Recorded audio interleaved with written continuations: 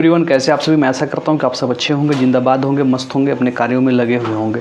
इस वीडियो में हम लोग पढ़ने वाले हैं रासायनिक अभिक्रिया किसे कहते हैं, रासायनिक अभिक्रिया के कितने प्रकार होते हैं और अभिकारक एवं उत्पाद क्या होते हैं। यही सब 3-4 टॉपिक जो हम लोग इस वीडियो में डिस्कस करने वाले हैं।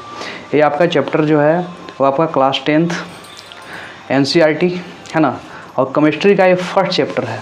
इस बात को ध्यान में रखेंगे और ये आपका बहुत ही हेल्पफुल होने वाला है जैक बोर्ड में या आपका बिहार बोर्ड या यूपी बोर्ड है ना, जहाँ रासायनिक अभिक्रिया जिस बोर्ड में इंक्लूड है। और NCERT हर जगह ही चलता है, कोई दिक्कत कोई परेशानी वाली बात नहीं है।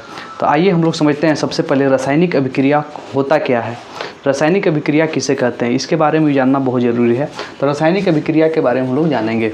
तो रासायनिक अभिक्रिया किसे कहते हैं। रासायनिक अभिक्रिया ऐसे परिवर्तन जिसमें नए गुणों वाले पदार्थों का निर्माण होता है, ऐसे परिवर्तन जिनमें नए गुण वाले पदार्थों का निर्माण होता है। जैसे आप इसका एग्जाम्पल समझ सकते हैं, जैसे आप चावल ले लीजिए और पानी, चावल और पानी को मिक्स करके जब आप हीट करते हैं तो क्या बनता है, भात बनता है।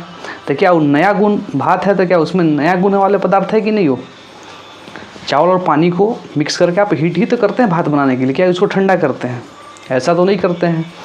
तो यही है आपका रासायनिक अभिक्रिया, ऐसे अभिक्रिया जिनमें नए गुण वाले पदार्थों का निर्माण हो, है ना, उसे रासायनिक अभिक्रिया कहते हैं। एग्जाम्पल के तौर पर बहुत सारा हो, जैसे भोजन का पचना।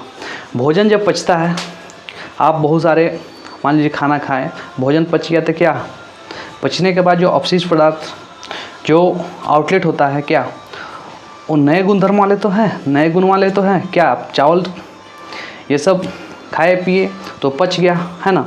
पचने के बाद उसमें जो बहुत सारे उसमें जो आपका विटामिन्स, मिनरल है ना, कार्बोहाइड्रेट वगैरह जो है, प्रोटीन वगैरह, बॉडी अपशिष्ट कुछ अपशिष्ट पदार्थ जो है बाहर आउटलेट कर दिया, है ना। तो आपका क्या है, पदार्थों का निर्माण होता है। ठीक है, उदाहरण के तौर पर आप समझ सकते हैं कि भोजन का पचना या श्वसन भी कह सकते हैं, है ना। लोहे पर जंग लगना, लोहे में जंग लगना भी क्या है, वो भी रासायनिक अभिक्रिया ही है। लोहे को आप रख देंगे तो उसमें जैसे लोहा जब पानी के संपर्क में आएगा या ऑक्सीजन के संपर्क में आएगा तो उसमें जंग लगना स्टार्ट हो जाता है।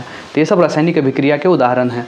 और उदाहरण देखना चाहते हैं तो दूध से दही का बनना, दूध में ठीक है, दूध से जब दही बनता है तो दूध में क्या करते हैं, दूध में एक लैक्टोबैसिलस नामक, यानी कि दही में आपका जो जीवाणु पाया जाता है वो क्या पाया जाता है, लैक्टोबैसिलस, है ना। इस बात को ध्यान में रखेंगे। तो दूध से दही का बनना भी रासायनिक अभिक्रिया का एग्जाम्पल है, उदाहरण है। इस बात को ध्यान में रखेंगे।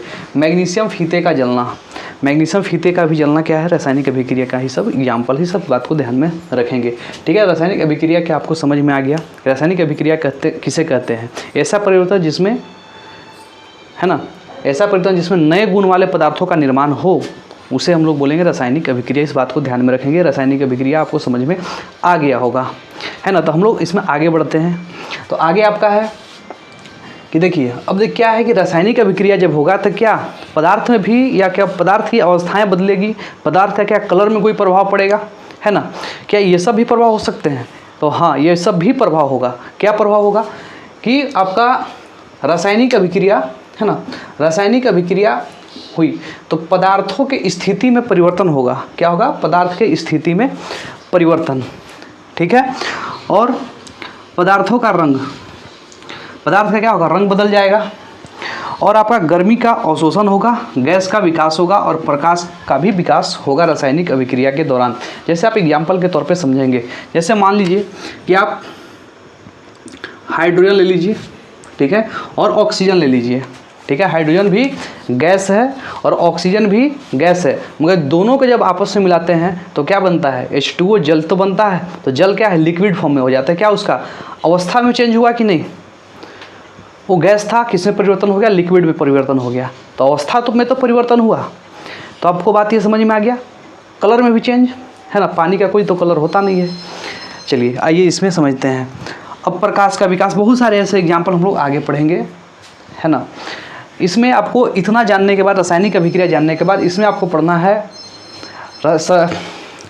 है रासायनिक समीकरण, यानी कि रासायनिक समीकरण को संतुलित कैसे करें, समीकरण को संतुलित कैसे करें। तो उस पर हम आपको एक वीडियो देंगे प्रॉपर ढंग से, क्योंकि रासायनिक समीकरण संतुलित कैसे होता है, हीट एंड ट्रायल विधि क्या होता है, ये सब उस वीडियो में पूरा रहेगा, वो पार्ट 2 रहेगा। इसके बाद वो वीडियो आपको प्रोवाइड कर दिया जाएगा। ठीक है मेरे भाई, तो आइए आगे इसमें समझते हैं। आपको ये देखना है, ठीक है, ये बात आपको समझ में आ गया होगा कि रासायनिक अभिक्रिया किसे कहते हैं। ठीक है, ये पार्ट आपका क्लियर हो गया होगा। अब हम लोग इसमें आगे बढ़ेंगे आपका कि अभिकारक क्या होता है, उत्पाद क्या होता है ना, ये दोनों समझना बहुत ज़रूरी है। अगर आपको ये बात समझ में आ गया तो आप आसानी से, है ना, इस चैप्टर को समझ में आपको आएगा आगे।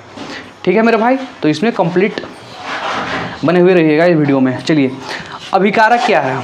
ऐसे पदार्थ जो रासायनिक अभिक्रिया में भाग लेते हैं, ऐसे पदार्थ जो रासायनिक अभिक्रिया में भाग लेते हैं उसे हम लोग बोलेंगे अभिकारक। जैसे आप एग्जाम्पल के तौर पे समझ सकते हैं कि जैसे है Zn + H2SO4, ठीक है, ये रिएक्शन करके क्या बनाया, ZnSO4 + H2। ठीक है, अब देखिए ये वाला जो पार्ट है, यानी कि रासायनिक अभिक्रिया में यही दोनों तो भाग ले रहा है, तो ठीक है, तो ये दोनों जो भाग, इसी को बोलेंगे हम लोग अभिकारक, ये वाला को बोलेंगे अभिकारक। ठीक है, क्या बात आपको समझ में आ गया इतना? अब इसमें जैसे ही आप आगे बढ़ेंगे तब आपको पता है उत्पाद, ठीक है, जिसको प्रोडक्ट कहा जाता है इंग्लिश में, है ना। तो उत्पाद किसे कहते हैं?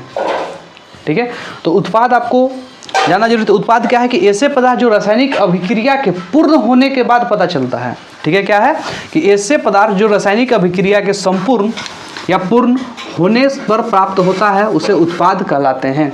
ठीक है, ये बात आपको समझ में आ गया होगा। उत्पाद किसे कहते हैं? जो रासायनिक अभिक्रिया हम रिएक्शन करा रहे हैं और रिएक्शन करने के बाद जो अंतिम रिजल्ट आता है उसी को हम लोग बोलते हैं उत्पाद, है ना। जैसे एग्जाम्पल के तौर पर यही वाला एग्जाम्पल ले लीजिए कि Zn + H2SO4 रिएक्शन कराया था, क्या हुआ, ZnSO4 + H2।